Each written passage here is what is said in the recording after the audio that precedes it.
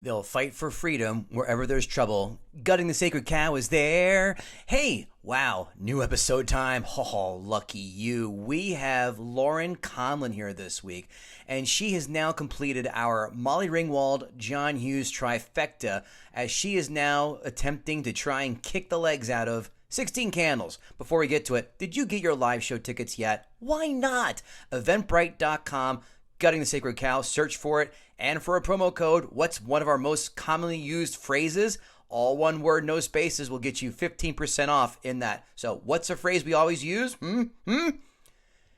Also, guttingthesacredcow.com every day. And now we're on Patreon. So patreon.com/guttingthesacredcow. You now will find our blogs there. Vlogs, video blogs for you old people. We do our list of 10 quotes, movies we've seen. That doesn't happen. You know the drill. So patreon.com/guttingthesacredcow. And here's our friend Lauren Conlin going for the trifecta with 16 Candles. What am I on the pay no mind list? Kevin Israel, name that film. Ah, fuck.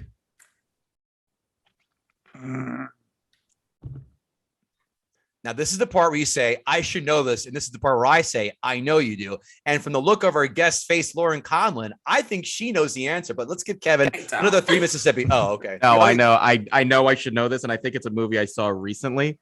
We'll venture a guess. Again. What am I on the pay no mind list? Can you give me a little hint? Can you give me like context or something? If I give you context, it's a dead fucking giveaway. Oh, okay. If I even do the accent, it's a dead fucking giveaway. That's why. But it's an offset quote.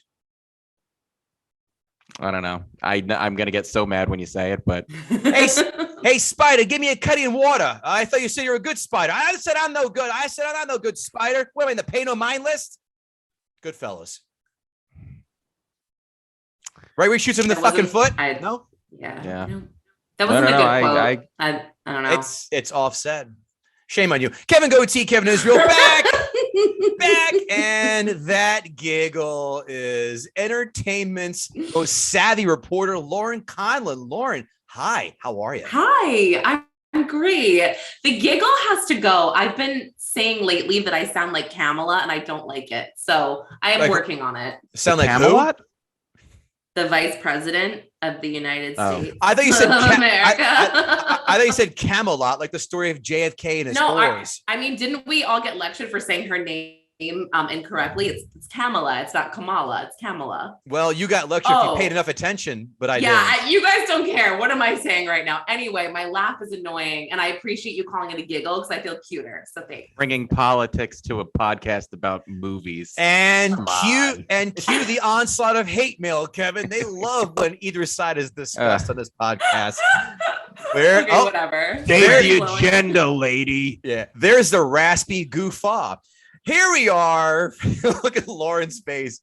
Oh, cutie. So here we are. Lauren Conlin. I tell you what, Kevin Israel, she's chosen a film. This is the hot topic on this show because once that first domino fell, they all have fallen. Lauren has chosen yet another John Hughes film, and that is the OG in the Molly Ringwald John Hughes trifecta, 16 Candles, coming out in 1984. With a budget of $6.5 million, $23.7 million gross.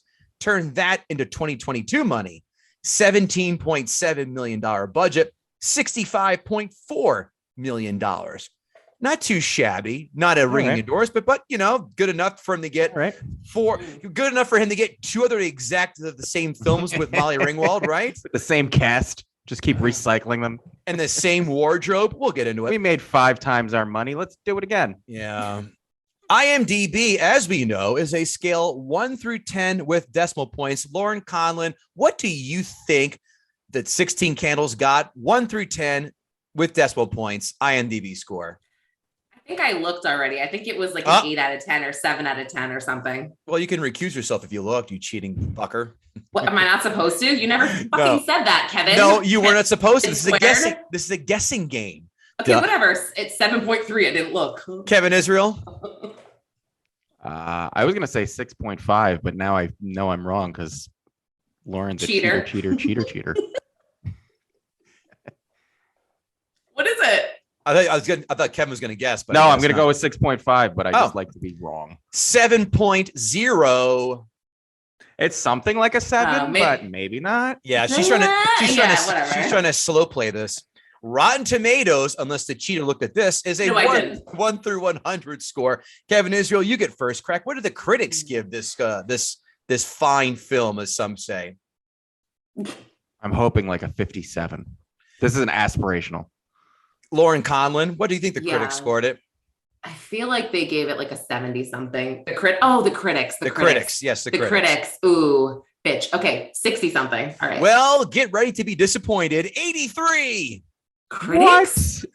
Jeez. Really? This is why no one should take critics seriously except us. Now, Lauren. Harvey Weinstein critic. What the fuck? Lauren Conlin, what do you think the audience gave this film? Oh, I feel like that's like in the 90s. That's like high 90s. How about a little more specific? Okay, fine. 96. Kevin Israel? 81. 85. The critics and audience simpatico. Quotes, yes, you're a total fag. I almost got not what you do, not what you say most of the time, Kevin. I know. What's a quote from the movie? That's zing, waka, waka, waka. Next one, she's gotten her boobs. I better get my magnifying glass. I'm not talking to you, Lauren. I'm giving a quote. I get that. Thank you. Next one, I gotta sleep under a Chinaman named after a duck's dork. Last one, no more Yankee my wanky. The donger need food. Kevin Israel, I left plenty of meat on this one, this bone for you. Why don't you jump on this, baby? Yeah, I'm gonna go just for the two big ones. I can't believe this. They fucking forgot my birthday, and I'd shit twice and die. I didn't know those were the big ones, but okay, they're big ones for you. That's fine by me. Hey, Lauren, did any quotes jump out at you? Yeah, I was gonna say the magnifying glass one with the boobs. Yeah, that's what I was gonna say. Yeah.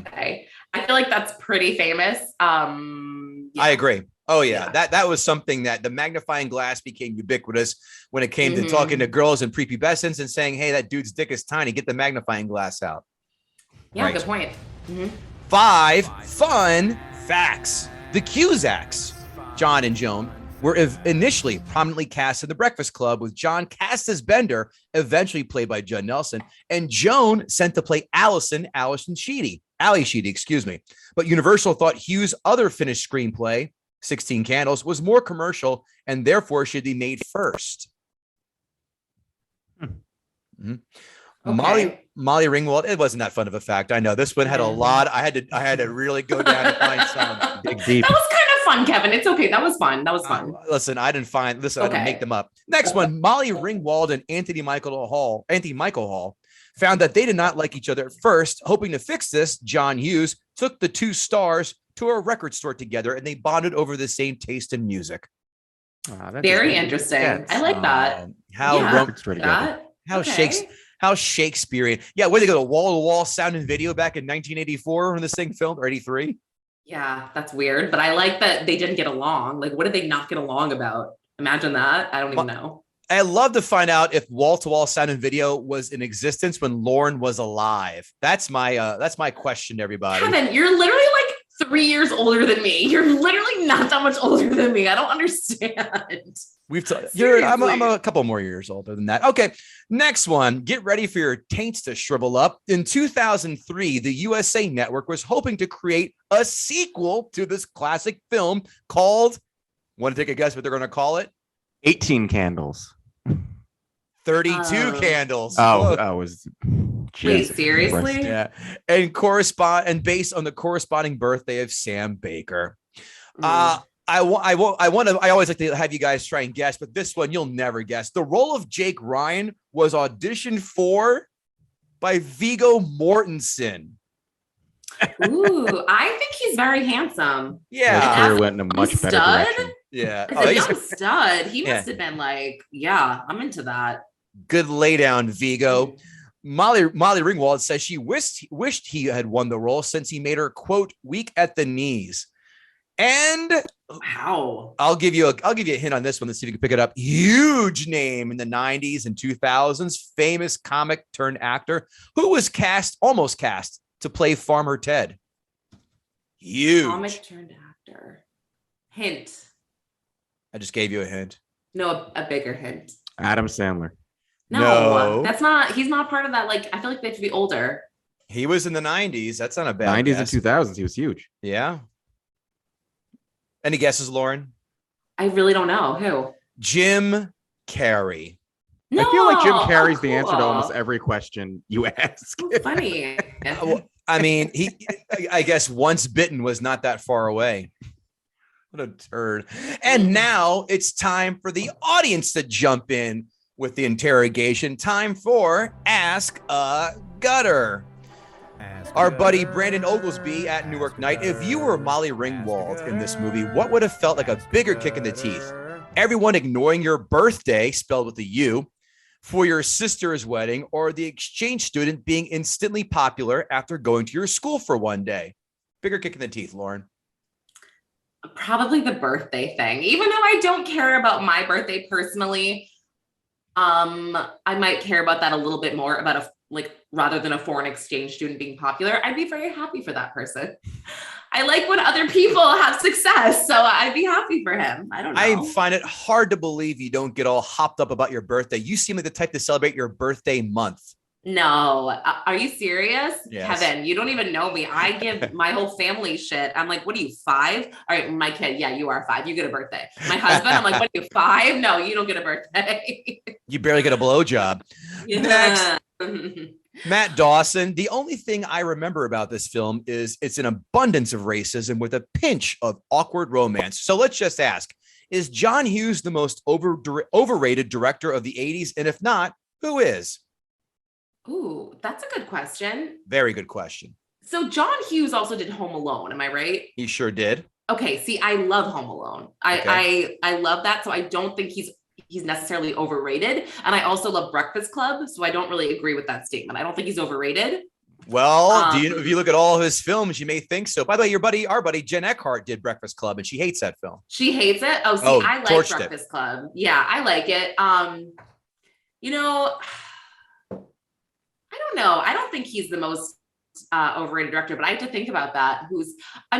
To me, it's kind of like James Cameron. I don't know if he's necessarily 80s. He's more, I'm sorry, but like, I can't handle Avatar. I can't handle Titanic. I just want to shoot myself in the mouth. But I love how she gave the two least likely enjoyable films, Kevin Israel. How about a film called Aliens or Terminator 2 or True Lies? No. So True Lies, I'm not, you're going to kill me. I'm not really a Terminator fan. I know most people will. Well, this podcast is over. Yeah, I know. I'm not. I'm sorry. What are we doing here? You know what I am? I'm more of a Die Hard girl. I'm more of like a Bruce Willis girl. We love Die Hard, except Don Jameson does not.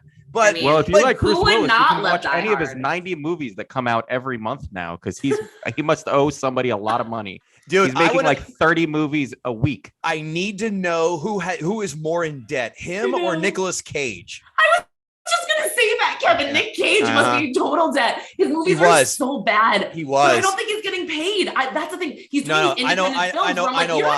Paid. No, I know why. He was buying castles in Europe. That's what did it him. For his like teen bride Asian wife. Like, it's so, I don't even, right? Like, he married like a 19-year-old, I think, or I don't even know if they're still married, but whatever. Bruce Willis lost a bet. Somebody bet him that he couldn't make 100 movies in a year, and he was like, I'll take that. Hold my beer. There goes the Camilla again. Sorry. Hey, Jackie Chan, slow the fuck down. I got this. Dear Seth Rogen, I'm on your shit. Next one, Lord Snurts. 16 Candles definitely shows its age with outdated jokes and stereotypes, but is still enjoyable. Here's my question. You get to attend one party from a comedy movie. Which one do you choose? That's a great question. And that's exactly what I wrote back. That's exactly what I wrote back. That's a great question. That's a really good question. I already know hands down my party. The old school party, obviously. I was going to guess for you, Can't Hardly Wait. No. Because I hate that film. School, I'd rather do a college party than a high school party because I had to go home to my parents in high school. And I was always very aware of that. College, it was like all bets are off.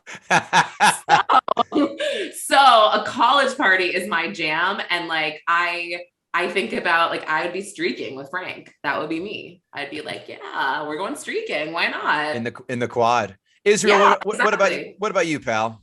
Easy answer. The party in the movie Project X. Oh my God, I forgot about Project X. It ends with a guy in a car and a flamethrower. I mean, I got to be there. No, that's boy, that's. I was thinking about this and I couldn't come up with a good answer. I agree with you, Lauren. High school, no thanks, because it's too much. Thanks. Too much fuckery. Give me. I mean, the easy answer is Animal House. Project X is a good answer. I would have said American Pie. It's still first place because that's always good for a laugh. That's a good one. No, that's a good one. You're right. That's pretty good.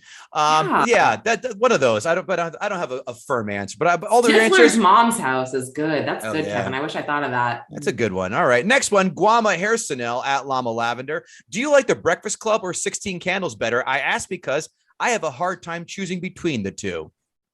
Well, I already answered that. Breakfast Club for sure. I know. And that is only, that's it. That's a short Ask the Gutter. So before we get into Lauren's notes, Kevin, let's talk about our favorite sponsor. That, of course, being Athletic Greens. You're a one-a-day kind of guy with Athletic Greens too, correct? I am. I do enjoy the Athletic Greens in the morning with cold water. It's right. Before my morning cup of coffee, kicks it off just right with the right amount of energy, some focus. Helps with the gut health, and it actually tastes good because most supplements taste like crap. Yeah, but Athletic Greens tastes. It's actually good. It's creamy. It's smooth. It's a good way to start the day. And it's lifestyle friendly, keto, vegan, dairy free, gluten free, all that stuff. Supports better sleep and recovery. And Lauren, don't you laugh because it costs less than your coffee does a day. Less than $3 a day. Can't beat that. Love it because, like I said, the gut health is great, keeps you regular.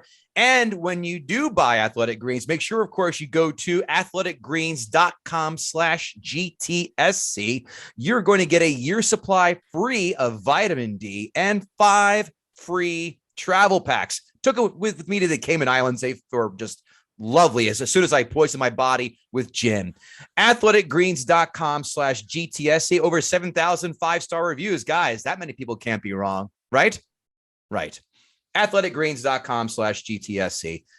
Help us out. Help us help you out. Now it is time for Lauren Conlin to do what I know she's been preparing to do since last Friday.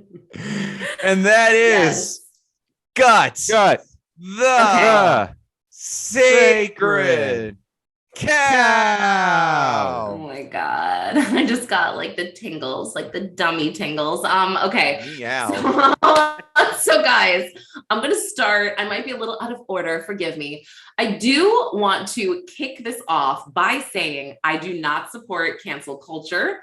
I hate cancel culture. I hate everything about 2022 and the woke society. Now, with that being said, I can still appreciate some really nasty racism when I see it. So this is a little out of order, but I did read an article in Elle magazine that was very off-putting a long time ago about this movie that basically said when it came out at like Long Duck Dong, basically any Asian kid at a high school was known as Long Duck Dong. Like he didn't even have a name after this movie came out. They were just Long Duck Dong. Wait a minute. Hold on. They also called that or Short Round from Indiana Jones and the Temple of Doom.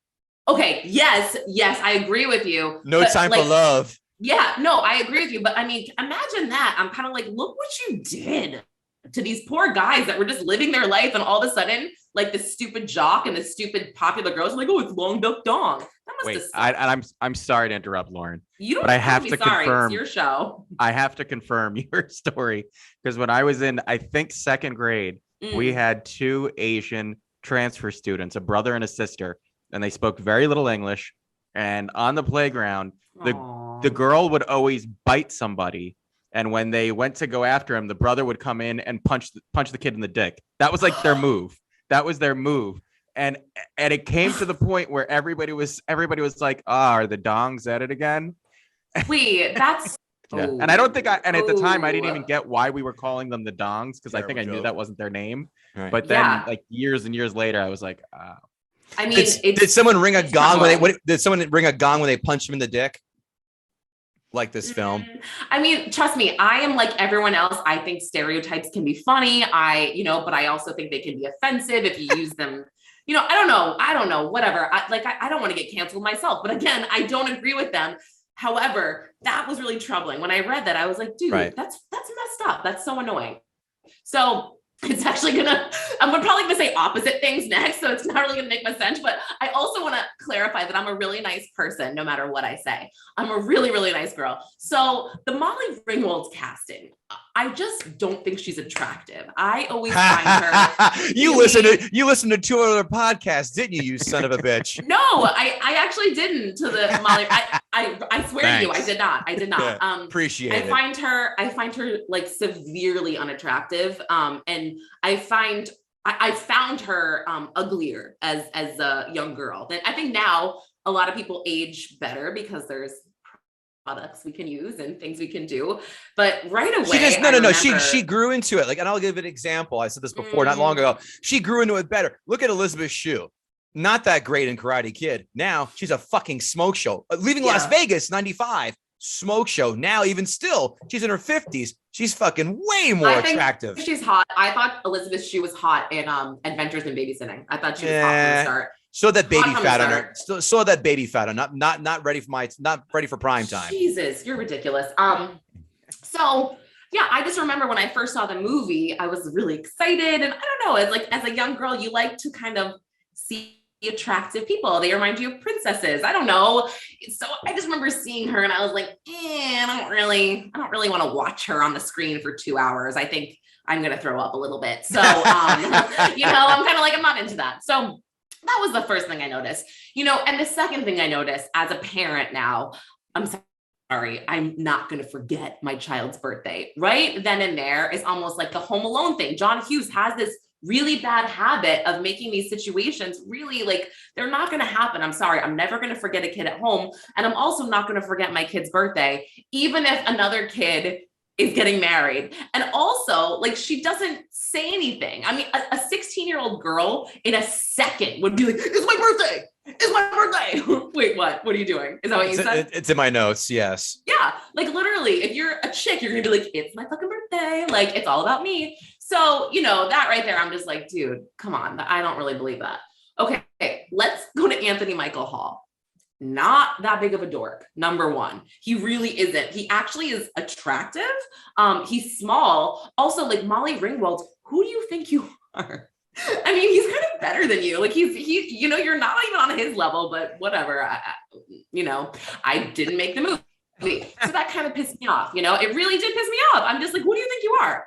Let's go to Jake and Carolyn. This is interesting to me. So Jake looks like a 40-year-old man. Let's just say. He does not belong, right? He does not belong in this movie. He's like a grown-ass adult, and he's talking to Anthony Michael Hall, who's clearly 12. It just doesn't match. To me, I'm just like, something is really wrong here, because when I was in high school, I just don't remember the freshmen looking like preschoolers and the seniors looking like plumbers. Like, it didn't really make sense to me. So that was really distracting. When I rewatched the movie, I was very, very distracted by that. I was very, very distracted. Sorry, this is just gross. Like, Molly Ringwald's like little girl panty. I'm just like, so yeah. She's a current day Rebel Wilson, right? I don't know what she is. I just was like, I don't want, like, the panties look like they had skid marks on it. Right? They were the type that, like, you know what I'm saying? Like, they had like a little, it just reminded me of a little girl that didn't wipe her butt. And I'm just like, I wouldn't want those. Yeah. So that just wasn't that cool to me. She was the last girl to figure out how she had to use a tampon when her monthly visitors started coming. I mean, yes, that's a really good point. A really good point. And then, the whole, just back to Long Duck Dong. I mean, I was really happy for him when he became really popular and everything, but it's just like, come on. It's sad. It's like, it makes me uncomfortable. Because it's like that kid that thinks that everybody's laughing with them, but they're laughing at him.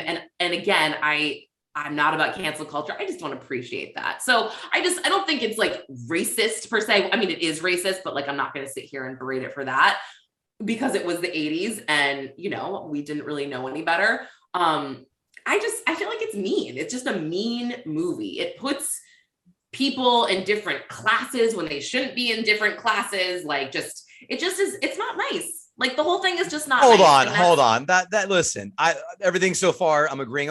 There was a class system in high school. No matter what film or real world, there was always a class system. There was a hierarchy. Forget class. Okay. It was a hierarchy. That always has happened. So don't say like, I don't know. No, that's always been. Okay, that's a good point. I think I'm thinking of maybe right now. So right now in our society, there's not, I would say. The kids today, it's like in my age, like they would make fun of the gay kid. Now it's like gay, trans, whatever you are. What is it they're doing? Non-binary. Non-binary. It doesn't matter. Everybody is accepted. And like, if someone makes fun of you, you're the bad guy. But yeah, I guess in this situation, you're right. That is a thing. But I just thought it was mean. I thought also his girlfriend, Jake's girlfriend, Carolyn, I mean, again, 40 years old. I'm just like, there's no way. There's literally no way. Also, I'm just saying she did not get that fucked up off of alcohol. There was no pills involved. There had to have been pills. It was the 80s. Of course there was pills. Yeah. So why do they it's just weird. The whole thing was weird. And then Jake makes that comment like, ooh, I could violate her any which way I want to right now. And you're like, you didn't have to include that. That's weird. Like, it's just like a weird thing for a high school guy to say. I mean, I don't know if you watch Euphoria. I guess it's not that weird now that I'm saying it out loud, but at the time it was a weird thing to say. So overall, besides the movie just being severely unrealistic and aesthetically just disgusting, I don't think there's one. I think there's literally one attractive person to look at in that whole movie, and it's Jake, because I don't even find his girlfriend that attractive. I think everybody's ugly. And I don't know. I'm nice. I'm really nice. Listen, you know what? She kind of reminds me, and again, I didn't do any research. She looks like Israel. You could probably back me up on this one. Do you remember the girl that Michael J. Fox was going for in Teen Wolf? They look very similar. Yes. I feel like her name was Pamela as well. I feel like in the 80s there was a very strong stereotype as to what was an attractive, popular girl. Yeah, I think you're right, and I'm not here for it. Same girl, and the same girl in Revenge of the Nerds. The popular girl in Revenge of the Nerds. Yeah, she was different. Another blonde, thin, athletic-looking girl. Well, I'm going to conclude with this. I think a lot of us want to see happy endings, and we want to see more of the underdog winning. So I think that I was always upset at the end of the movie when he's kind of like hanging out by the car like this. And then they, it just shows like their shadow having a date. It really bothered me that we didn't get to like witness their romance blossoming. And she, you know what I mean? I wanted to see more of that. But it didn't happen because after the next morning he woke up and he was like, what the fuck am I doing? He's like look at your teeth, bitch. Ew, 3, gross. Yeah. So I wanted, that's to me when the movie like started to get good, is like the end when, they finally got together. Cause I hate that whole like, oh, I'm looking at you, you're looking at me, we like each other, but we won't. Shut the fuck up. Like, I don't have time for that. Like, just get to it, like, let's go, guys. And then so they get to it and it's done. To play devil's advocate, did you really want to see the good looking dude making out with ugly Molly Ringwald, in your opinion? So I actually did, because again, I said I like the movies. I think most sensical and non-sociopathic human beings like for the underdog to win. You know what I'm saying? For the loser, we root for, you know what I mean? Like, we don't want to see them die. We don't want to see them fail. We want to see them win. So I loved seeing her win at the end, but I was just like, I want to see more of it. And I'm finally into it. And now you guys cut it off. So I had to waste my time on, Long Duck Dong and Anthony Michael Hall with the skid mark underwear and stuff. So, Lauren, give me a scale 1 to 10 on your of 16 Candles. 5. Wow. 5. Yeah. Not as scathing as I expected. Not as scathing. No, because I don't hate anything. I think it takes a lot of effort to hate. I don't really respect the movie though. I will say that. And if I don't respect it, that's pretty bad. Noted.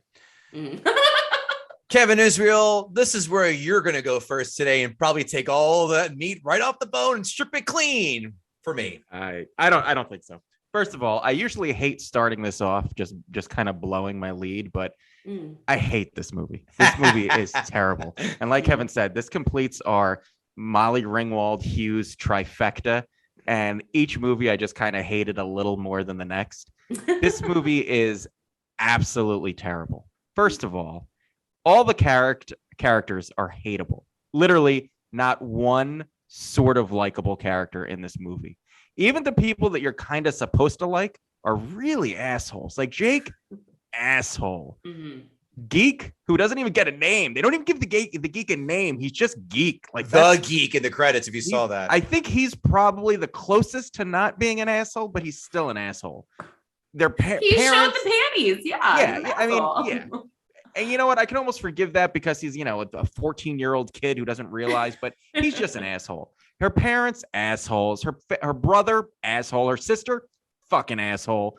The in-laws, asshole. Literally everybody in this movie. The grandparents were the biggest cunts in the world too. Yeah, the grandparent, absolutely. So there's no characters to like in this movie. Okay, so if you're watching a movie and there's no likable characters, well, then there's probably a great plot that really reels you in and makes you interested enough to ride with these horrible characters. Nope, not here. There's no plot in this movie. Literally no plot. It's just this whiny little girl going through her day because she didn't get noticed, and she's trying to figure out how to deal with this reality that nobody cares about. It's her 16th birthday, and go fuck yourself. Nobody ever cares about birthdays anyway. And that's the genesis of the movie. And then it basically breaks out into, oh, I like this guy who is so far out of my league. We're not even playing the same sport. And I'm going to try to somehow, he gets a note. Like, I remember those quizzes. I'm a kid of the 80s. This was my fucking wheelhouse. I remember those notes going around school, and people would be like, oh my God, did you hear Jenna say that she gave somebody a hand? And it like ruined somebody's life for years. I remember that note. Yes. And and he gets that and reads it and goes, oh, you know what? Screw my model girlfriend. I'm going to go for this awkward weirdo because she passed a note that said she's never had sex, which is always a great person to try to get with. And she wants to have it with me. Of course she wants to have it with me. You're the only guy who has chest hair in school. You're fucking 37. Like, why? All the little girls want to have sex with you. You're an adult who can buy beer, bro. You've been left back 13 years. Of course. He's been to at least 2 NA meetings. I guarantee you that. That's really funny. The plot in this is just horrible, just absolutely horrible. All the plot devices in this are horrible. Leaving aside whether or not it's me, like obviously the anti-Asian theme in this is pretty bad. Leaving that aside, it's not funny. It's not funny, and it just gets tired. Like, I was like, wow, they're gonna keep going with the gong. Like, they're really leaning into the gong. Like, were people in the movie theater laughing the 7th time the gong hit? Because if they were, people in the 80s were fucking idiots. Like, that just wasn't funny. And they could have done something funny with that character. They could have done something original and unique and funny. And it kind of is funny that he gets this girl and like he ends up having like sex with this big girl who's got big boobs, and then he ends up hammered on the grass, and everybody's like that kind of is funny. But the fact that they said, no, this isn't the funny part. The funny part is he's Asian. Isn't that hysterical? It's crazy. You've probably never seen an Asian person before. And by the way, gong. Okay. Punchline. Like, just terrible, horrible, horribly written. And how many times in the 80s were we going to let John Hughes write a teenage girl? Like, what did this asshole know about teenage girls? And why does he always seem to get it so wrong? And part of it, I think, is his writing. But then part of it is that Molly Ringwald can't act her way out of a paper bag. She literally felt like a school play the entire time watching her act. She's a horrible actress who has one character. Boring. That's her character. And she did it in 16 Candles. She did it in Pretty in Pink. And she did it in Breakfast Club. Yep. All the same characters. Supposedly different people. Breakfast Club, she was supposed to be the popular kind of bitchy girl. Pretty in Pink, she was supposed to be like the poor, I'm trying to struggle and make something of myself, but I'm so different girl. And in this, she's somewhere kind of in the middle. They were all the same person. You know why? Because she can't act. And watching her act is painful. And I could almost get past her not being attractive enough to justify all these movies where everybody's so interested in her if she could act and if she was like an interesting person, but she's not. She's boring, whiny. She always looks pissed off. She's got resting bitch face out the fucking wazoo. And this is the person we're supposed to care about. And I didn't care about her. I didn't care about anybody in this movie. I didn't care about the plot of the movie. I didn't care about anything. I actually struggled to pay attention to this movie. At one point, I realized I was looking at my phone for 10 minutes and I looked up and I was like, and I didn't even rewind. Lauren, you made some reference to something that happened in the movie. And I was like, I missed that. I didn't care. I genuinely didn't care. I think this was actually the first time I've watched this movie all the way through ever. Like, I know I've seen parts of it, but it's just such a fucking bad movie. And there's and the things that do happen in the movie, so many other movies have done better. The creepy grandparents, Christmas Vacation did the grandparents, old people, so much better. The party, the school party, that didn't even look like a fun party. Didn't look like a great, like, I didn't want to be at that party. Like, it looked like so many other movies did the party well. Like the angsty kids, like you can name so many movies that did all of these points so much better. And this movie just failed every time at trying to make its point. And the most ridiculous thing was the wedding at the end. What was that about? Oh, I actually didn't even touch on that. Yeah. What was all the oxy she took? Like, but that was stupid as fuck. And she's marrying this guy. Like, I thought, because I don't even remember that storyline. I thought that at the end of the movie, she was going to like leave him or be like, nah, fuck this. Like, I thought that's where that was going. Like, cause that would have been at least a plot development. That would have been something that happened. No, she just ends up marrying this asshole that everybody seems to like. And by the way, fuck Italian people, because this movie kind of fucks with everybody. So screw Italian people too. Like, it was just so bad. I don't know if this is it considered a comedy? Is this movie considered a comedy? Yeah. Yes. Yeah, absolutely. It's not a comedy. It's not funny. It's not interesting. It's not compelling. It's poorly acted. There's no plot. John Hughes is a creep who just, I think, wants to write about teenagers and show boobs for no reason. I mean, it was the 80s, so there were always just random boobs. Well, let's not go casting in for that, Kevin. It's real. That's a highlight. No, but you know what? In this movie, it just feels like there's this guy writing about high school kids, and he's like, oh, you know what? We got to have a girl naked in the shower, and it's like, what? What are you doing, dude? Why do we keep letting you do this? I hate this fucking movie. Wow. I knew you were going to, again, we share the same fucking brain. I knew you were going to hate it, not hate it that much. Wow. Bold.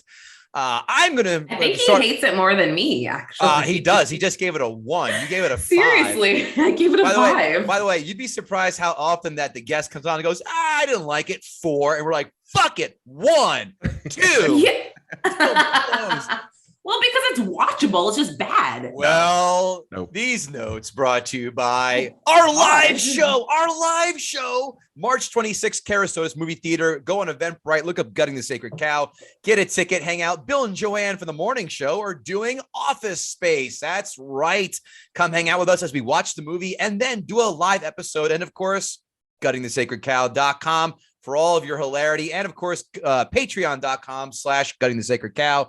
for our vlogs. Notes. I like, by the way, I'm going to start off. You two apparently are not fine with racism, but rapey, by all means, guys, ollie oxen free. None of you talk about the rapey shit.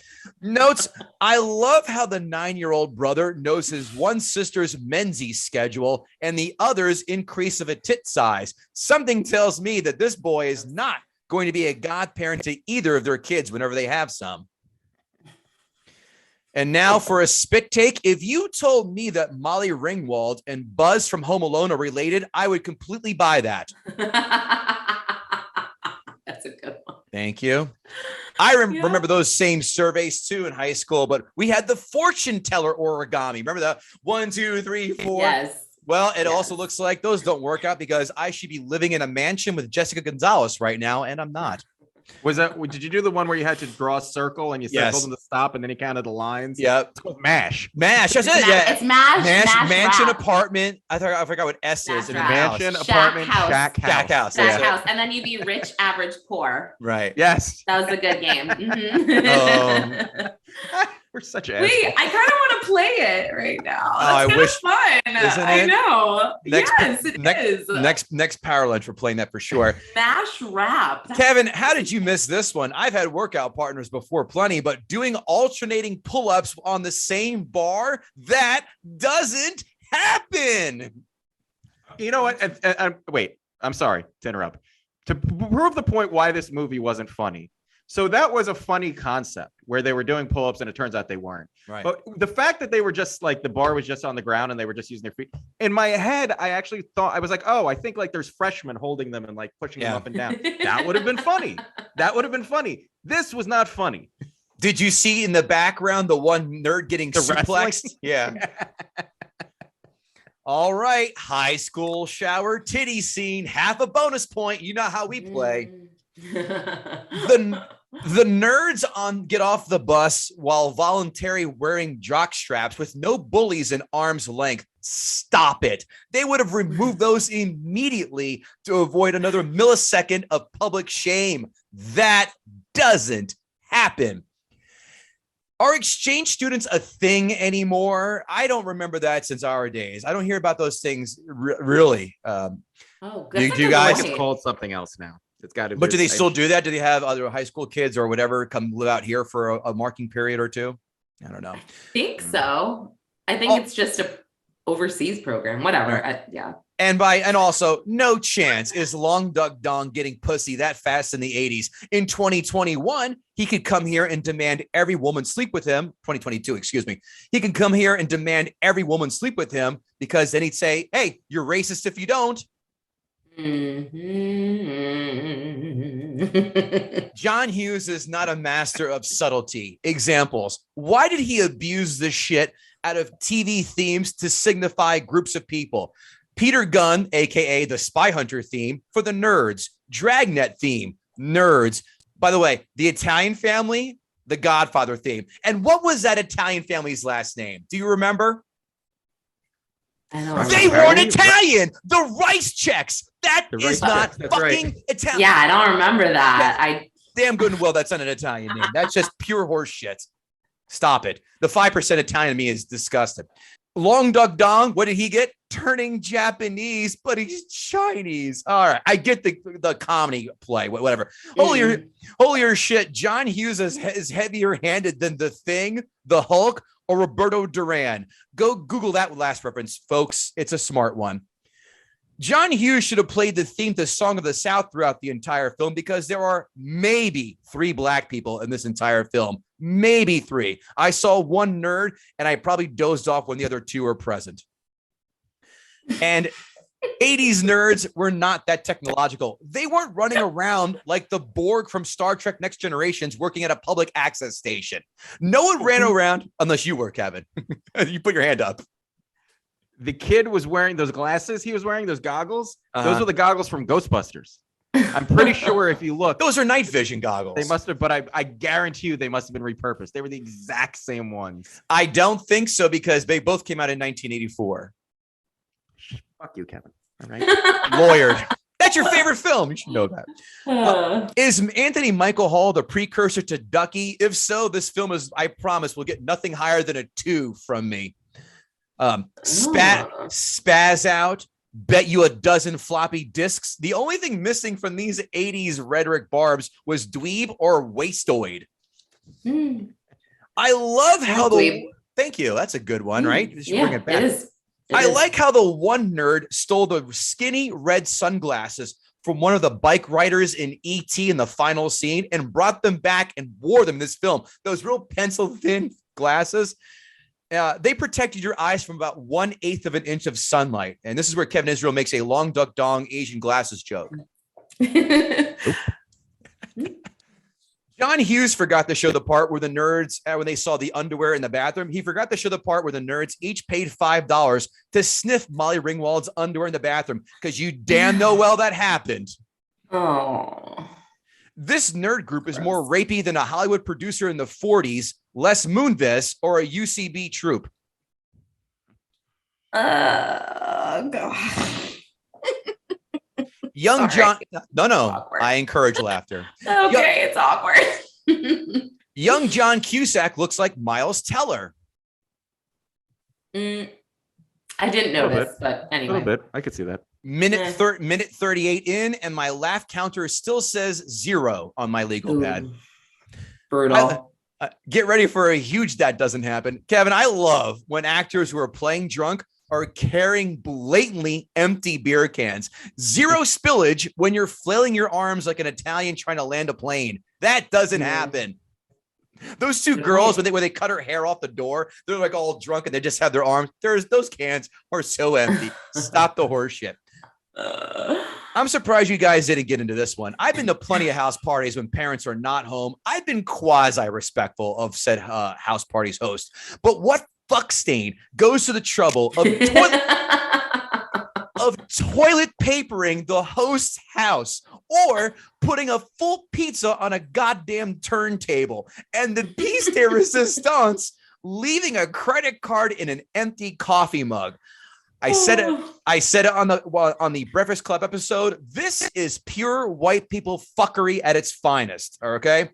John Hughes must have taken acid, then stared at an MC Escher painting too long, and then wrote out this scene. Because I've been to plenty of these parties, and these things just don't happen. What couldn't he just do it straight? Could you just have a regular party like what really happened? Like guys in one corner playing Nintendo, girls giggling in the other corner until someone shows up with the booze or breaks into the liquor cabinet, and then whip out the beer pong balls, and then guys hooking up with their beer pong partners. Is that too much to ask?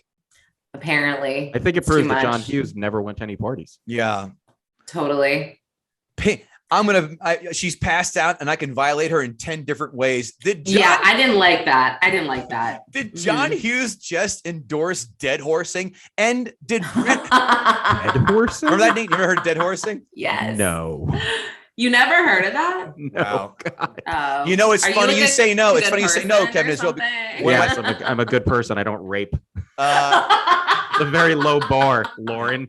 I know, clearly. Just because you know what the term is. Rape. Yeah, I don't rape. No, I agree with you, Kevin. I didn't think about that. The house party. You're right. I've been to plenty. I would never do that. Whatever. Who does that? Who destroys the host? Like, listen, that's stupid. We've all stolen CDs from someone's house. I'm fully guilty of that. But that's the extent of my fuckery.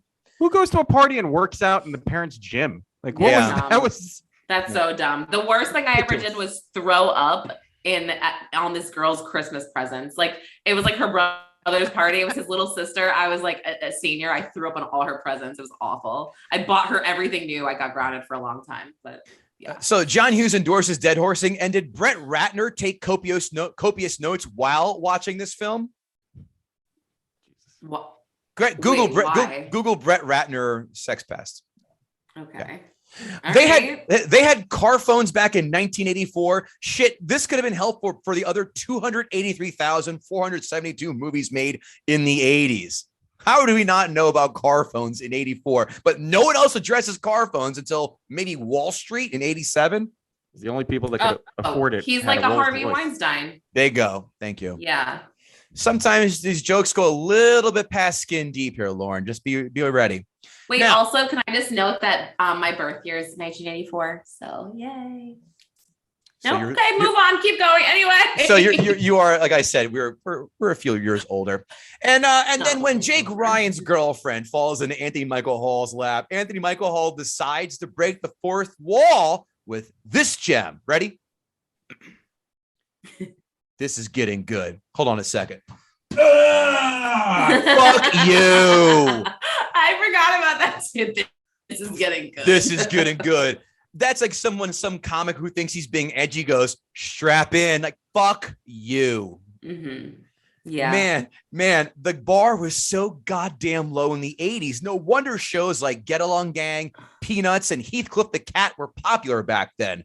Gross. Kevin, I will fight you over Peanuts. Oh, it's terrible. It's all one song, and that's everyone loves on that. Oh, the Red Baron, that's hilarious. Remember how much persuading you had to do to your friends to convince them that you had a girl interested in you, but it took damn near a grand jury indictment to get people to buy that you even kissed a girl. You'd have 4 witnesses sign off that you in fact made out with a girl back in the day. The grandparents, let's talk about these fucksticks. You talk about dated dialogue. Quote, ready? I hate that rock and roll rubbish. Well, it's here to stay. Can someone tell John Hughes this is 1984 and not 1964? Did he just watch the Beatles on the Ed Sullivan Show and write that line out? I swear to Christ, I think Molly Ringwald's family left for that wedding in the Clark Griswold family truckster. That is the same fucking car, Kevin Israel. I am convinced. By the way, I had the same exact headgear as Anthony Michael Hall did after waking up in Jake Ryan's car. You will not hear a better humble brag than you will than that today. For all you Caddyshack fans, that's right. That's Lou, the Caddy Master, as the priest. You pick up that blood. Caddyshack, be with it. Okay, again, for the third time, but in backwards order, Kevin Israel, you said it already. We have a Molly Ringwald film where she tries to outkick her coverage, but she never exhibits any desirable traits that any dude would want to fall in love with her for. Is John Hughes trying to Manchurian candidate us into thinking she's hot? Didn't work on me, fuckers. She is the same boring character in every film. Pouts to her parents in every film. Fends off nerds in every film. And then miraculously, through divine intervention, gets the guy in the end in every film. And we know her looks. She's in no danger of being recruited to be on the cover of Teen Vogue, Teen People, or Team Hustler, for Christ's sakes. But this same recipe, John Hughes, he replicates a shitty entree every time he's made this film and expects you to eat it with a smile. This was the OG version of that character, and I wish it would have died a quicker death than the new Coke did. Now, Israel said this too. The plot line is her pissed because people forgot her 16th birthday. When you say assholes, it's my birthday, especially 16 in America. Shit, they throw a whole backyard bash in Mexico when you turn 15. You don't think they do the same here for 16-year-olds? I mean, I did not like this film, as you can probably surmise. I did not hate it near as much as Pretty in Pink. At least Breakfast Club, which sucked hard, had a better soundtrack. It sucked. Way better. Oh, it's a much better. This film, all three of these films suck dick. I said it before, and I will say it one last time until someone decides to do Uncle Buck or Home Alone, because they're the only two John Hughes films left. This podcast has not done. But those are good movies. They're good movies. Someone hates them. Someone does. You're right. Someone does. John Hughes is the epitome of swing and miss. He is the goddamn grand marshal of that parade. And I would agree. I think he is the most overrated director of all time. He's batting 500. He bats 500 at best, which gets you to the Baseball Hall of Fame, but not the NBA or NFL Hall of Fame by any stretch. He swings and misses with this one, like Bugs Bunny swinging and screwing himself into the ground like he was playing the Gas House Gorillas. There are no redeemable characters in this film whatsoever. Everyone borders on insane annoyance. I think I laughed twice, and it was maybe because of the awkward or somewhere, or the brother had some funny lines. I did crack up at the brother. He's a dick, but he's a little minor stiffler. It's baffling to me when people defend this film to the fucking grave. Forget the rape overtones. Forget the long duck dong. Like you, I appreciate smart racism humor, not dumb, lazy racism humor. And this was dumb, lazy racism humor. Oh, the hack lines weren't funny then. And people still quote the shit out of them because I prefer my stereotypes with wit and charisma. See Short Round in Temple of Doom and the Chinese guy in Revenge of the Nerds. Thank you. I agree. Thank you. This film stunk when I first saw it, and I'm glad to say 10-year-old Kevin's gut reaction in his current age are drawing damn near parallels with every film we do in this podcast. Most of them. By the way, John Hughes said he wrote this film in a weekend. By the way, it showed. I'm going to double Kevin Israel's score and give this a 2 out of 10. And I don't know why. Oh, that's why. Shower titties. That's it. Oh, you gave it a 2. You gave it a 1. I gave it a 5. It's fucking terrible. It's not as bad as Pretty in Pink. I can't go worse than Pretty in Pink for this one. Okay. So maybe my edible is kicking in, but I just thought of this. I feel like John Hughes, I mean, it's not that he's overrated. He just doesn't care. It's like he writes these crazy storylines that obviously would never happen in real life, like the Home Alone thing or forgetting her birthday and she wouldn't say it, but he doesn't give a shit. Like, it's like these are box office like they're box office hits. They made a lot of money. They're cash cows. So he's like, whatever, it doesn't matter. People are dumb. Don't ever dispute that. It's just but like, listen, hold on. know. But some of his Uncle Buck, I fucking love. I love like Uncle Buck too. I love Planes, Trains, and Automobiles, and I love Ferris Bueller's Day Off. Yeah, I didn't see Planes, Trains. I probably should. Well, 95 minutes. It's a good watch. Now, let's see what the jerk-offs who definitely can sympathize with the nerds in this film have to say. Critics, 5-star reviews. 16 Candles is a genuinely funny film with plenty of throwaway gags that betray Hughes' lampoon origins. I mean, no, that's not true. Last Lampoon Mondays were funny, not this. Yeah, that's not true at all. The plotting is crude and haphazard, but the dialogue is amusing and the cast is appealing. No. Knock, knock. I can't even look at them. I can't even look at their faces. Gross. Knock, knock. Who's there? Eat a dick. Yeah, gross. 16 Candles is brazenly mischievous, consistently uproarious comedy that christens the devastating, ready?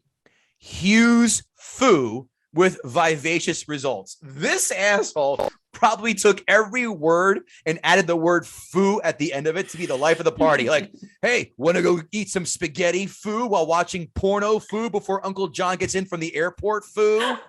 How about fuck you? The first effort by writer-director John Hughes on his way to becoming the William Shakespeare of teen angst. What? Yeah. Oh, they wrote this. One really has to be aware of the climate of the early 80s to truly understand, that's not proper grammar, the impact that this film had among teens. I'm not a teen in the 80s, so I can't speak to that. I don't know. No clue. I disagree, but I can't speak to it. Critics, 1-star reviews.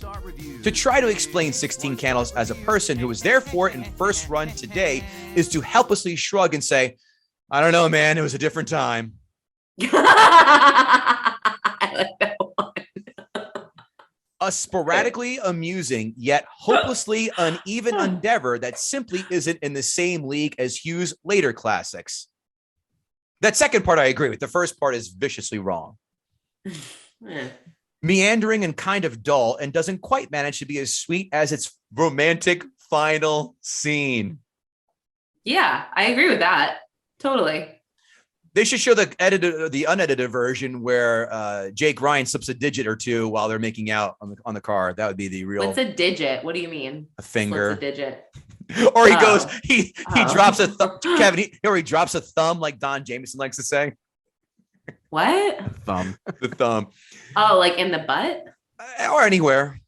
Oh, okay. Feel like you don't know party girl in the college. Sorry, continue. Amazon. I'm learning so much.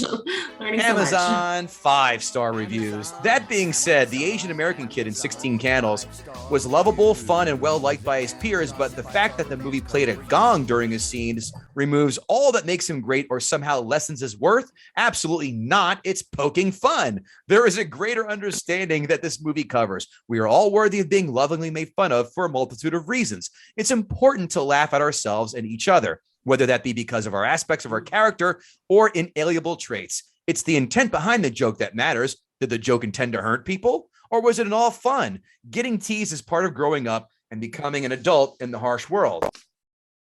This guy's a bad open mic comic.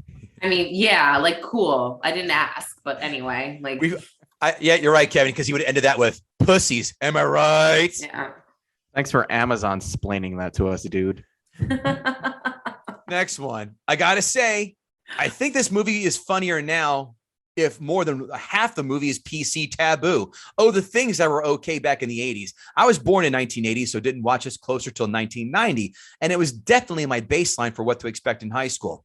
If this movie offends you, I'm sorry, but if I think you can't see the comedy for what it is and actually appreciate the leaps our society has made, since I can't imagine you'll get much enjoyment out of anything released before 1995.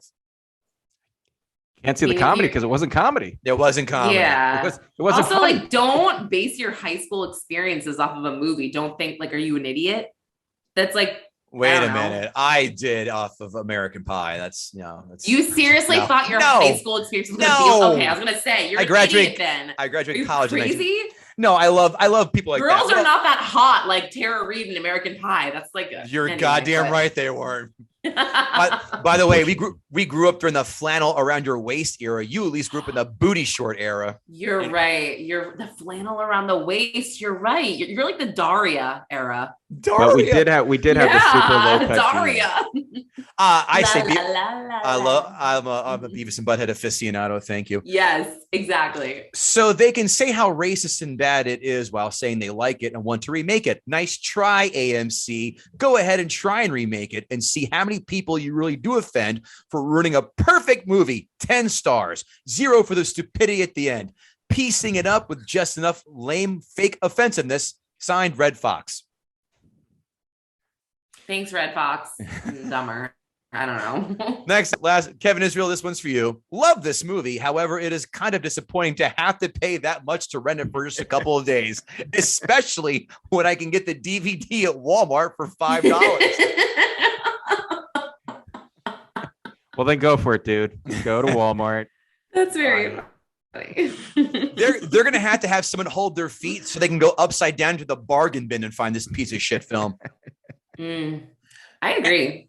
Amazon 1-star reviews. This one's a long one, but boy, is it worth it. This movie is loaded with bad messages, mostly misogyny and creepy, rapey characters, and women/girls being mistreated as disposable objects. The side story about the Chinese exchange student Dong is also extremely racist and full of inappropriate stereotyping. Garbage movie. Yikes. How did this ever get a PG rating in the 80s? That's a valid question.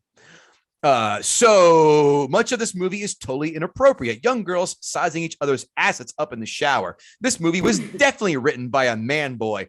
I can't recall how many girls in my high school who even used the showers after class. Would you go to school in the Amish country?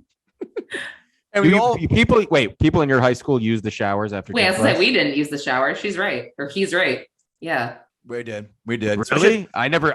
You didn't have swim. I ever went into a shower. Dude, swim class. You had to, otherwise you had chlorine. Swim class. You swam at school in high school. Where did you go to part of gym? Where were you at Hogwarts?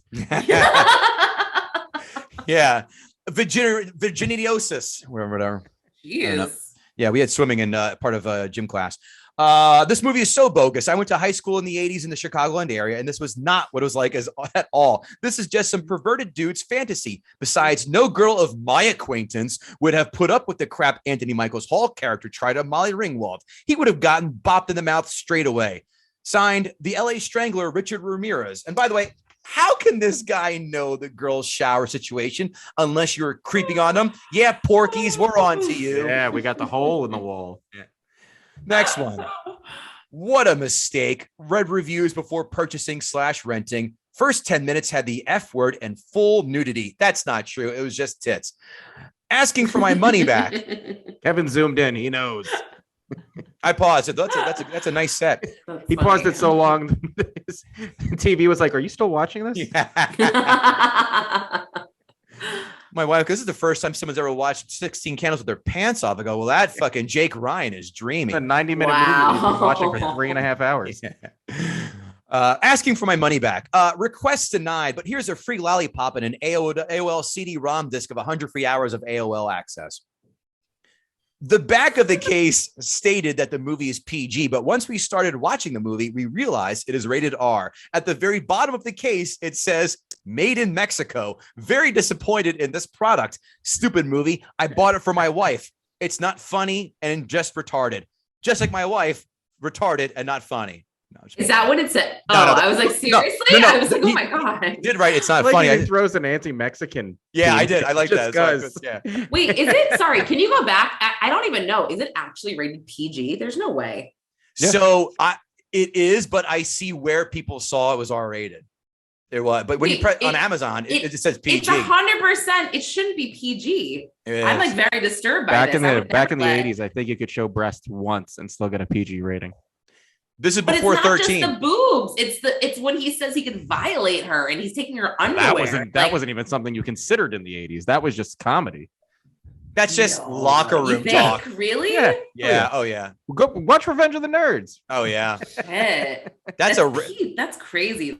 that's an I don't R know. though. That's a PG. different. No, but nerds is an R though. It's But a Nerds hard is R. R just Yeah. because there's so much nudity. I mean, Yeah. Oh, dude, whatever. This movie contains inappropriate language, too many filthy and dirty words. If Hollywood had skipped those bad words, it would have been a good movie. But apparently they're cool with the shitty story, rape stuff, and hacky Asian jokes, right, folks?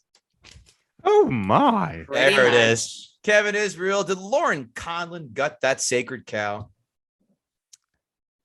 You know what? This was a win with an assist from the Kevins. Yeah. I'll take that. she gets the guttings, but we threw the alley-oop up for her to throw it down.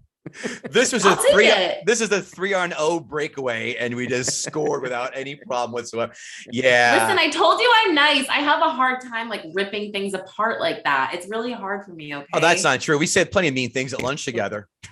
That's true. That's true. But it's that's not on the air. So. I know. I'm Yeah. like I have I don't know. I will co-sign on that. This cow had strep throat to begin with, and then it was dealt a case of anal diphtheria because this cow is fucking poisoned and in hospice as it was, and all we just did was come out and unplug the life support.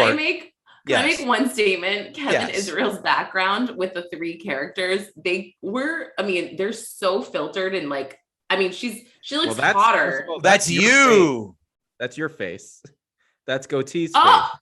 And wait. that's my face. That's why I was Oh. gonna say, why does she look hot? I actually literally thought that. I literally was like, she's hot there. And I didn't I'm even so know that nice, was me. especially to myself. I swear to you, I literally was like, that doesn't look like her. I couldn't see you, Jake, because your head and wait, so that's supposed to be Kevin. I'm dead, That is sorry. my face. That's him. Wait, I'm very impressed with this. An This is hour very and funny. 10 minutes later, she finally picks up on the back. I was gonna point it out, but I was like, it's just not. No, Some that's people, funny. some people That's catch that funny. very quickly. JL called in, got that like in the first 15 seconds. Goes, Jail was like excited about it. Yeah, he was psyched. Did you send I him was that? just thinking, I'm like, this just obviously is not Molly Ringwald. It's like a bootleg version. I'm like, she's just pretty. Oh, it's me. Okay. By the way, GoBots of the Wow.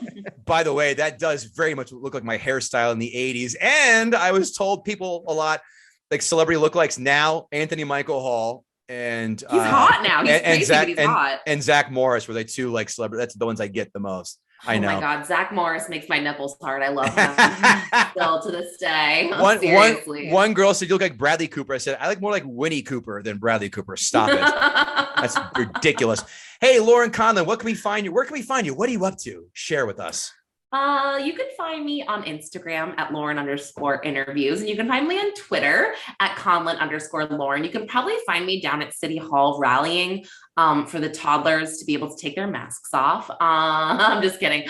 But no, really, I probably will be down there for that. But I have a podcast that comes out every Wednesday. It's called Lauren Interviews, and I write and do interviews for a publication called Pop Style TV.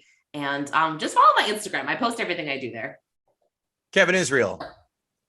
KevinIsrael.com for comedy dates. I'm up at Foxwoods every month. That date changes, so check my calendar. And more importantly, leave us a 5-star rating and a few sentence review on your podcast platform of choice. It helps. It works the algorithms. KG and I have seen the effect of the algorithms over the past few weeks, and it doesn't make any sense.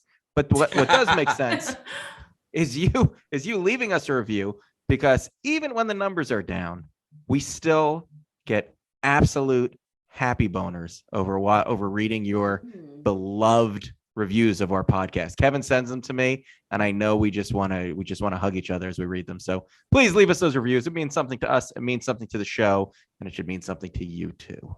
We hug each other like Rocky Balboa and Apollo Creed in the surf in Rocky 3. Dancing in the water. And they're frolicking with those, nut hugger shorts on that only could survive in 1983. I have those on right now. Prove it. KevinGoatee.com for shenanigans, guttingthesacredcow.com for everything us, merch shop is there. And of course, as I said before, go and get tickets for the live show, March 26th, Kerasotes Movie Theater, Secaucus, Jersey, and see us hang out with Bill and Joanne yet again to do Office Space. And we do a live episode right after the film in that theater. Eventbrite.com, Gutting the Sacred Cow. Lauren Conlin, you did not disappoint, my dear. Thank you for coming on this podcast. Good job, Lauren. Thanks, guys. Much this was appreciated. so fun. We had fun with you. Talk to you guys later. That was fun.